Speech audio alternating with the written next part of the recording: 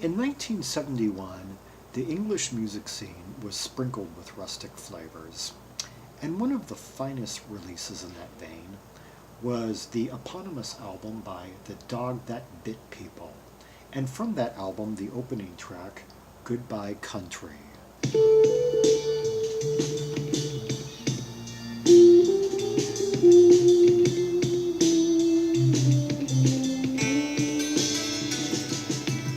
Wintertime, softly go,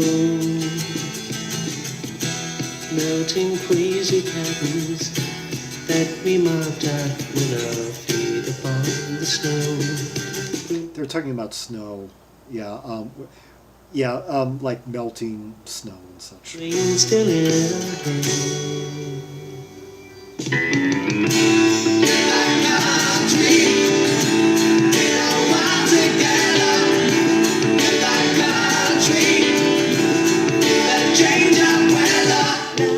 Change of weather, yeah. I wish it's about, I guess it's about the end of winter, going into spring, kind of like what we're doing right now as I film this. Unfortunately, there's no way I'm going to find a transcription of these lyrics online.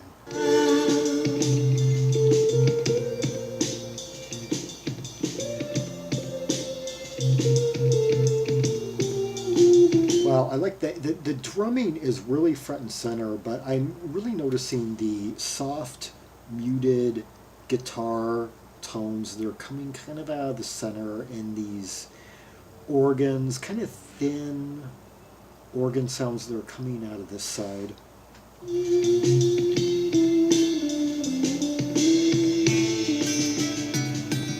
We got some some banjo coming out over here. Summer days, drinking wine. See the dog, he's rolling in the yard to find a cooler place to lie. The dog finding a cooler place to lie. Sun still in his eyes. Like a tree, in a wild together.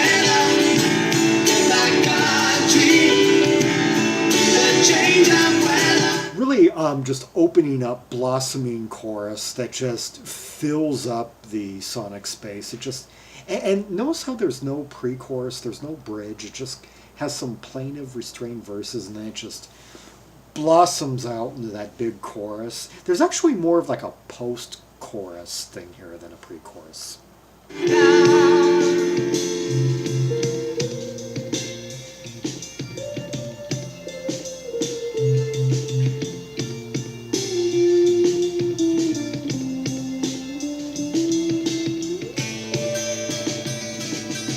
Lazy days, getting high. Lazy days, getting high. Come October and we see the leaves make rusty patterns in the sky. Actually, this is talking, each one of these verses is about a different season. This kind of just covers the entire, this covers changing of season year-round. The sadness in our eyes. Like country, in a wild together. Like country, in a change of weather.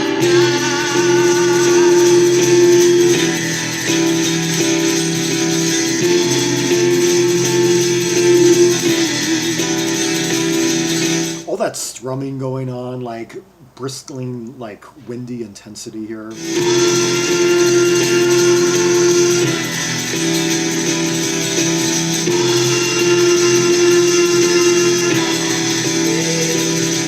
We got that echoey piano, like grand piano here. We got all that strumming coming out. I think like at least two guitars like strumming, and we've got those rich harmonies covering it up and like echoing throughout.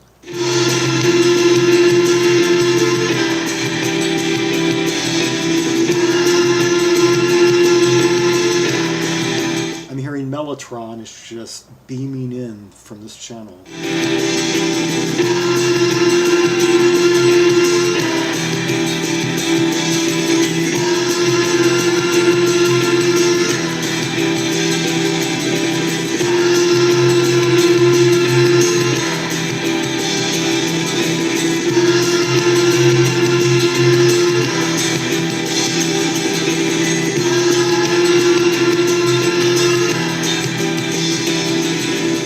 they're rushing out into the out into the sunset, or out into the distance, out into the where where the plane of the eye just disappears off the edge of the earth.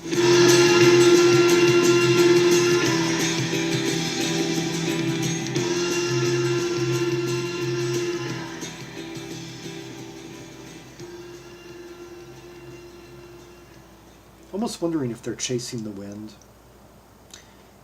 Maybe they're trying to move so fast that they can turn back, reverse the rotation of the Earth or something, or maybe, because they don't want to see the season pass. I don't know. There's many possibilities.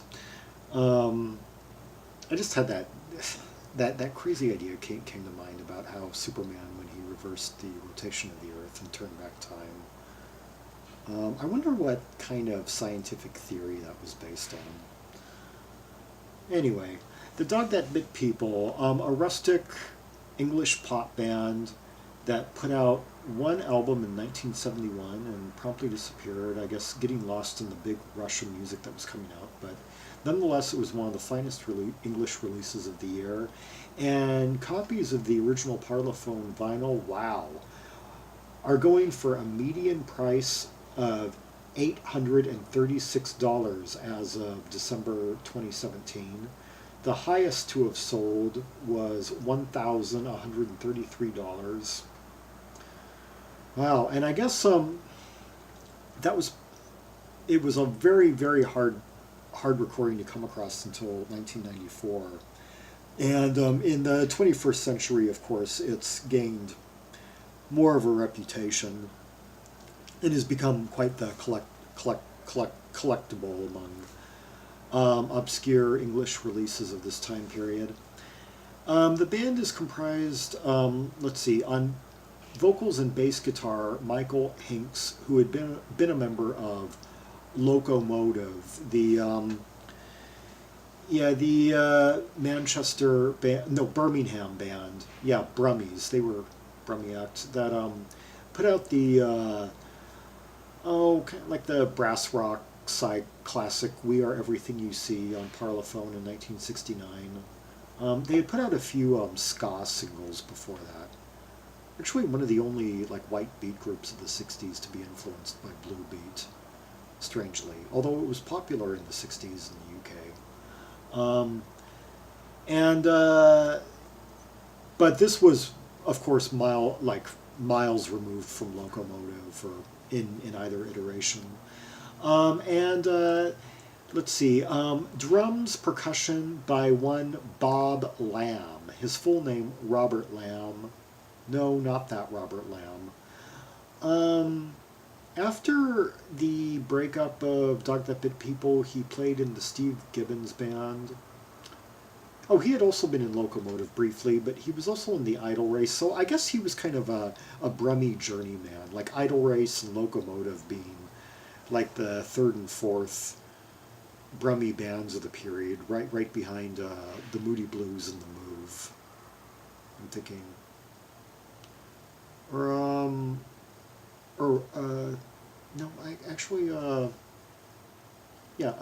they Give Me Some Love, I'm a Man, the Spencer Davis Group, Steve Winwood, Muff Winwood, weren't they?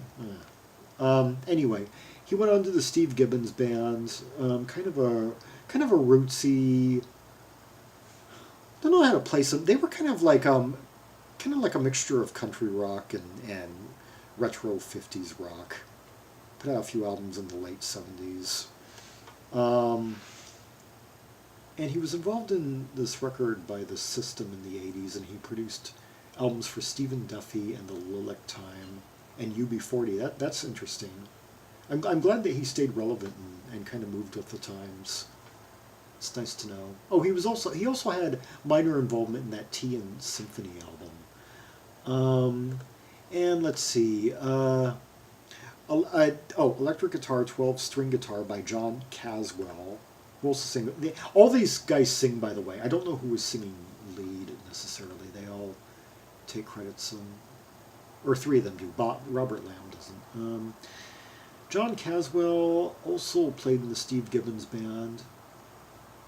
I actually didn't know that there was so much connection between Dog That Bit People and Steve Gibbons band until now. Cut an album in 1982, interesting. Pop reggae, as they describe it on Discogs. Vineyards in Japan, interesting. Huh. And on electric guitar, 12-string, piano, organ, mellotron, harmonica, Keith Millar, who apparently didn't do anything beyond this album, according to Discogs. A lot of talent, sadly underused and not very well represented in the annals of English recorded history, as Discogs would indicate. Anyway, one of the best albums of 1971, one of the best English releases anyway, and I have heard more than 900 albums from 1971, and I stand behind that statement. 12 songs packed to the brim with rubies, sapphires. So, like, about half the album could hold its own on radio today, among like a station dedicated to the period. Anyway, for more rubies and sapphires from the Dog That Bit People album, I wonder where that title... I think I know. Yeah, I think I did read somewhere where that title came from, but it slipped my mind now. One of you, leave a comment to fill me in on that. It was in a movie or something, or it was in a book or something. Anyway, see the directory of albums by English D artists, linked in the description below. For this album, the reds and purples from this album, as well as the Dog Soldier album, and many other English D acts. And for the Locomotive album, you can go up to the alphabet at the top and click on the L album directory. And like and subscribe and comment about points you would like to make about the song that we heard. And follow me on social media to know when the next video is coming out. And until next time, this is Zaragon, the world's most air travel trimaximalist, signing off.